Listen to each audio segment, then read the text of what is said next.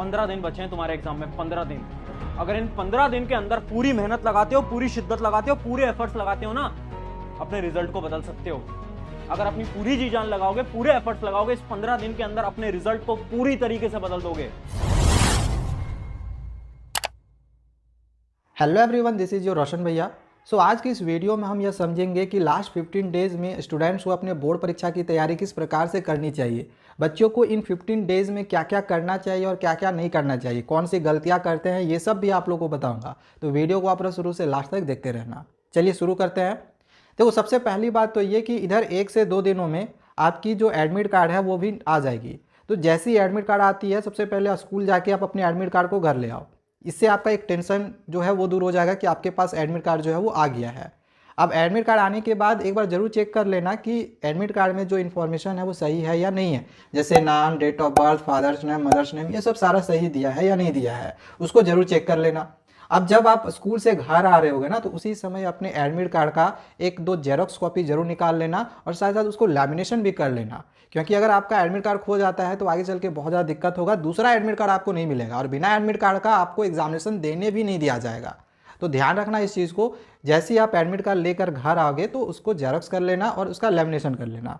ये एक बहुत ही इंपॉर्टेंट चीज़ थी जो हमें आपके साथ जो है वो शेयर करनी थी।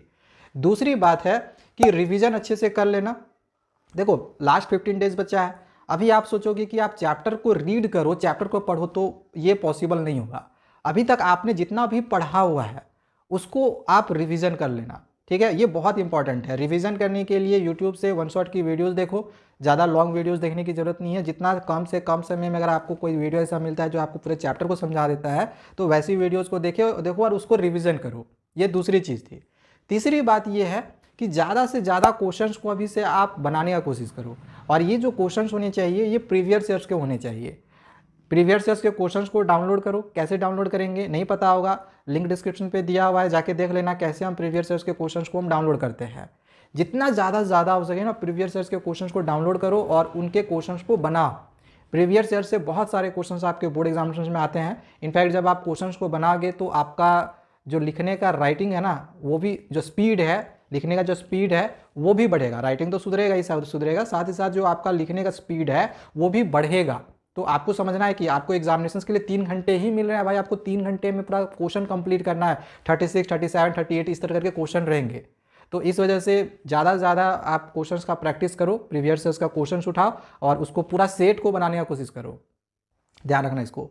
इसके बाद सीबीएसई ने इस साल 2024 बोर्ड परीक्षा के लिए 3 सेट दिया हुआ, एक सैम्पल पेपर और 2 प्रैक्टिस सेट। 3 सेट दिए हैं, इन तीनों सेट को जरूर बना लेना। अगर आप इन तीनों सेट को बना लेते हो ना, तो मैं आपको 100% का गारंटी दे रहा हूं कि आपके बोर्ड परीक्षा में 80 में 60 के अबव आएगा। मैं 70 के अबव नहीं कहूँगा, लेकिन 60 के अबव आएगा, ये गारंटी है।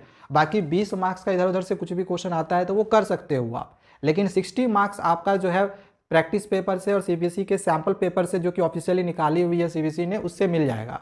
अगर आपको डाउनलोड करने नहीं आएगा, कमेंट करना, मैं किसी वीडियो में बता दूंगा कैसे आपको तीनों ही डाउनलोड करना है। हालांकि सैम्पल क्वेश्चन पेपर का तो हमने सॉल्यूशंस करवा दिया है। अगर आपको किसी भी सब्जेक्ट का देखना होगा, चाहे science, social science, mathematics, link description पे दिया हुआ, जाके देख लेना, हमने समझा दिया है सारे सब्जेक्ट का, ठीक है। सैम्पल क्वेश्चन पेपर का, प्रैक्टिस क्वेश्चन पेपर का जो सॉल्यूशन है वो हमने नहीं करवाया है, तो उसका सेट डाउनलोड करके कर लेना। कोई क्वेश्चन नहीं बनेगा कमेंट करना, मैं प्रैक्टिस सेट का भी क्वेश्चन जो है आप लोगों को करवा दूंगा, ठीक है।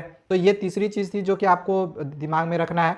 एक अगला चीज़ जो है वो है, देखो, सबसे पहले जिन जिन सब्जेक्ट की आपकी परीक्षा होनी है उन सब्जेक्ट को प्राथमिकता दो, उन सब्जेक्ट की तैयारी पहले करो। क्यों? क्योंकि देखो, जिन सब्जेक्ट की परीक्षा पहले होने वाली है, जैसे हिंदी का, इंग्लिश का, तो इसकी तैयारी को पहले अच्छे से कर लो। हाँ, अगर इसकी तैयारी कंप्लीट है, आपको इन दोनों ही सब्जेक्ट में कुछ भी प्रॉब्लम नहीं है, तो ही आप दूसरे सब्जेक्ट को पढ़ो।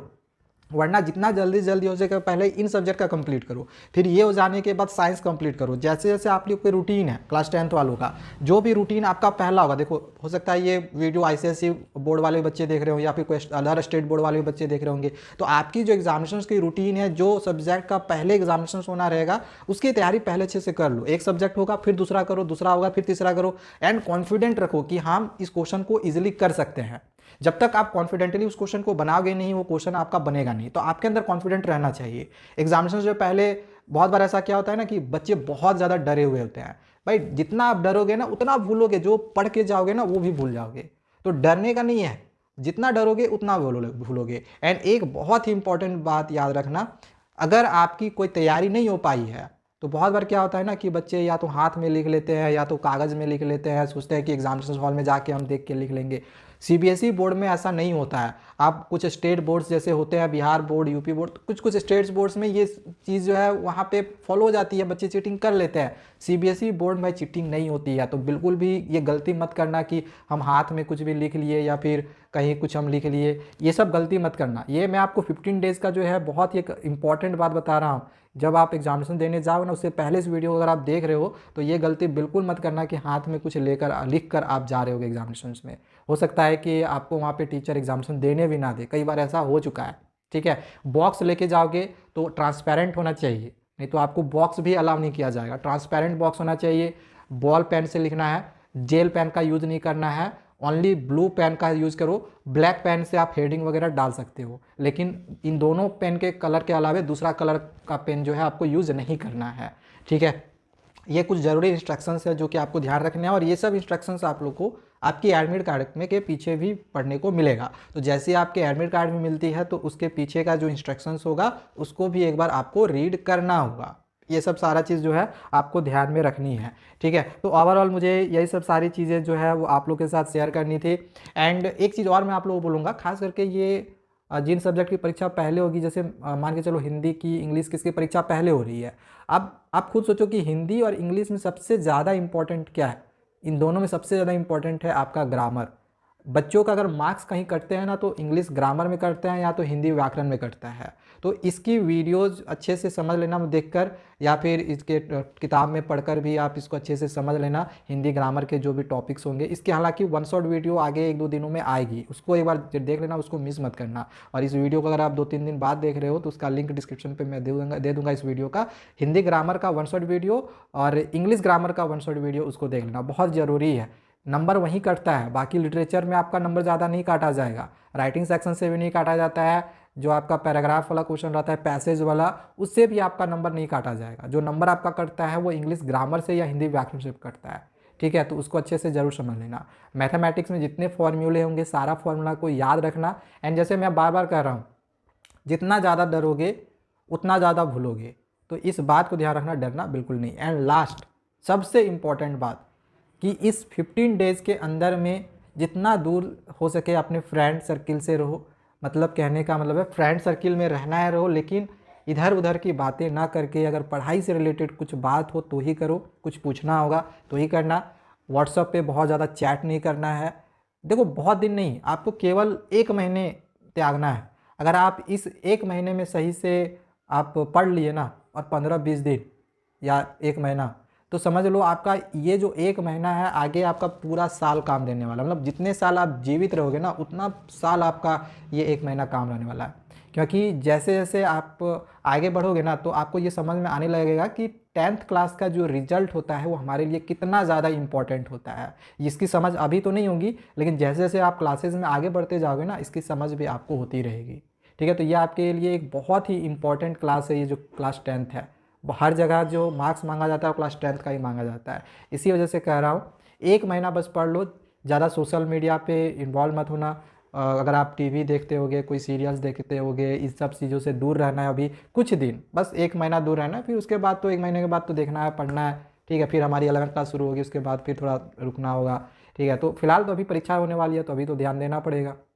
ठीक है, तो ये सब चीज़ ध्यान रखो। एंड एक चीज़ और आपको बोलना चाहूँगा, ऐसा होता है कि बहुत सारे बार ऐसा होता है ना कि बच्चे 24 घंटे में 13 घंटा 14 घंटा पढ़ते हैं, अच्छे से सोते भी नहीं हैं, 5 घंटा 4 घंटा सोते हैं। ऐसा भी नहीं करना है, ये गलती भी नहीं करना है। देखो आपको फ्रेश रहना बहुत ज़्यादा ज़रूरी है, तो भरपूर नींद भी लेना है, 6 से 7 घंटा आपको सोना भी है।